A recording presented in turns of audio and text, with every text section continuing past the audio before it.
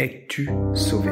Comment savoir en fin de compte si on est sauvé, pas sauvé? Beaucoup de gens se posent cette question. Il est vrai qu'il est l'usage dans des réunions évangéliques que l'on demande qui veut accepter le Seigneur et la personne qui lève la main est sauvée, bienvenue dans la famille. Le verset systématiquement utilisé pour ça est Romains 10, verset 9, qui dit que si tu confesses Jésus et que tu crois dans ton cœur que Dieu l'a ressuscité des morts, tu seras sauvé. Oui, mais quelles sont les implications derrière ce verset? Nous allons voir ça. Si l'on reprend l'apôtre Pierre dans Acte 2, à partir du verset 37-38, on voit les Israélites le jour de la Pentecôte qui sont absolument convaincus de péché. Ils se disent, on va mourir, Dieu va nous tuer maintenant. Et ils demandent à Pierre, qu'est-ce qu'on peut faire maintenant? Pierre leur répond et leur dit, repentez-vous et soyez baptisés pour le pardon de vos péchés et vous recevrez le don du Saint-Esprit.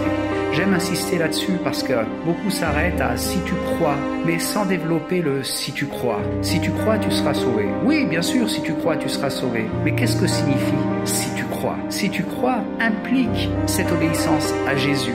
Si tu crois implique de te repentir de tes péchés, car la Bible dit dans Romains 3 que tous ont péché et sont privés de la gloire de Dieu. Donc si tu crois, oui, tu te repens de tes péchés, tu te fais baptiser pour rentrer dans la nouvelle alliance par le sang de Jésus et tu recevras le Saint-Esprit en le demandant à Dieu. Il est important de ne pas prendre le salut à la légère et de croire qu'une petite prière de 5 minutes sans une modification profonde de notre style de vie pour passer d'une vie de pécheur à une vie dans la sanctification, que c'est cette petite prière de 5 minutes qui va nous sauver, qu'on peut faire n'importe quoi.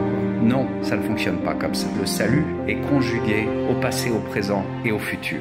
Ce qui montre que, bien sûr, quand nous avons cru, nous avons été sauvés. Mais nous sommes sauvés et celui qui persévérera jusqu'au bout sera sauvé, dit la parole. Alors, j'encourage tout un chacun à prendre le salut avec sérieux. Il est dit dans Jean 3, si un homme ne naît de nouveau, ne naît d'eau et d'esprit, il ne rentrera pas dans le royaume. Que chacun soit transformé et qu'on se retrouve tous pour la vie éternelle. Au nom puissant de Jésus. Amen.